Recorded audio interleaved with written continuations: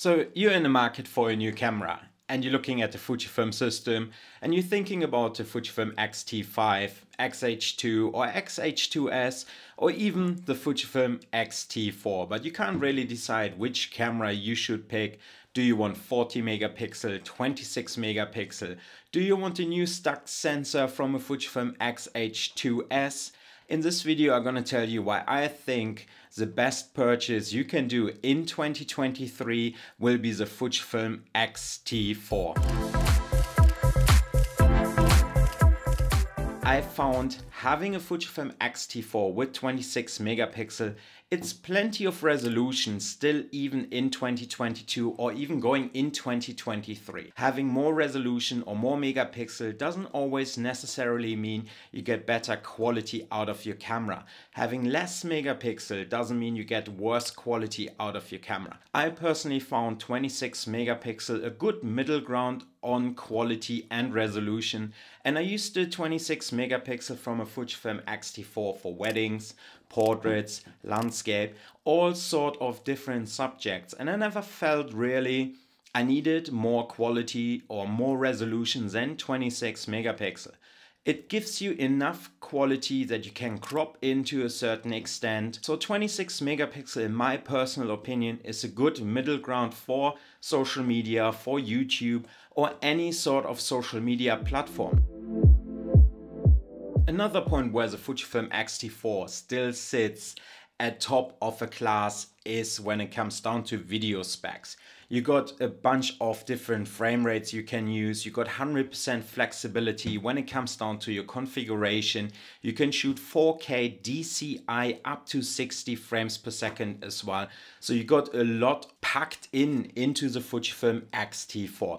And one of the biggest points, you got 100% flexibility with the Fujifilm X-T4 when it comes down to your configuration of your video specs or settings.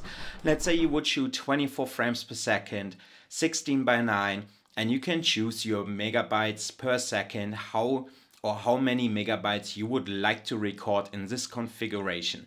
And I found this a very handy benefit to have 100% flexibility when it comes down to your configuration of video specs. You choose and pick what you think is right for your own settings, but also 120 frames per second or 240 frames per second in full HD is definitely handy, and full HD still holds up nicely nowadays. Right now, if you upload it to social media, YouTube, you name a platform. So video specs, the X-T4 still sits somewhere at the top of a class. One point where the Fujifilm system always did lack a bit was when it comes down to autofocus. However, I found the improvement from X-T3 over to the X-T4 regarding autofocus fantastic. And I didn't have many times any sort of struggle to get in focus what I've been looking for to get in focus, if it's photo or video. In photo, I found the autofocus good and reliable. Of course, it comes down to what sort of subject you photograph. If you shoot a lot of action, then probably the X-T4 might be not necessarily the right camera, but it's doable also to shoot action with the Fujifilm X-T4. But also it comes down what sort of lenses you use. All newer lenses from a Fujifilm lineup will be better in autofocus with the Fujifilm X-T4 compared to older lenses with the Fujifilm X-T4. When it comes down to video, all my last couple of months, years videos been filmed on an X-T4, and I didn't have many issues getting myself in focus, walking towards the camera, picking up my face, getting my face in focus. But also you can customize your settings to get a bit more accurate autofocus with the Fujifilm X-T4 as well. So overall, for the general usage, for shooting portraits, some street photography, landscape, everything where you don't need to have super fast autofocus, the X-T4 still holds nicely up, and I don't see why you shouldn't get your shot in focus. You got actually a pretty good battery life as well.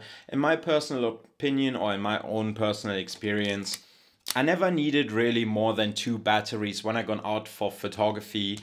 Usually I had 1 battery used and 1 backup when I done photography, and had yeah, one and a half, 2 batteries used when I done video. But on an average usage, let's say out, you would do some travel photography, you go and visit a city, then you're probably good off with going with 2 batteries, one you use and one as a backup. But that of course depends also how much you use the LCD screen, the flippy screen, how much you use the EVF. So there are a few factors which plays down when it comes down to battery life. But overall the battery life I found fantastic. One thing which I found a very long time a bit annoying when it came down to the Fujifilm X system was a lens lineup. You only got lenses from Fujifilm or selected lenses from third-party options, but this is changing slowly more and more, and you get good, decent, great lenses from third-party options such as like Tamron, Sigma, Viltrox, Samyang. So it's not that Fujifilm is lacking in this case anymore. If you don't want to spend £1,000 for original 56mm from a Fujifilm system, you can choose a Sigma 56mm f1.4 as an option. So the accessibility for third-party accessories is getting greater and greater for the Fujifilm system as well, which makes it very competitive towards the bigger brands as well.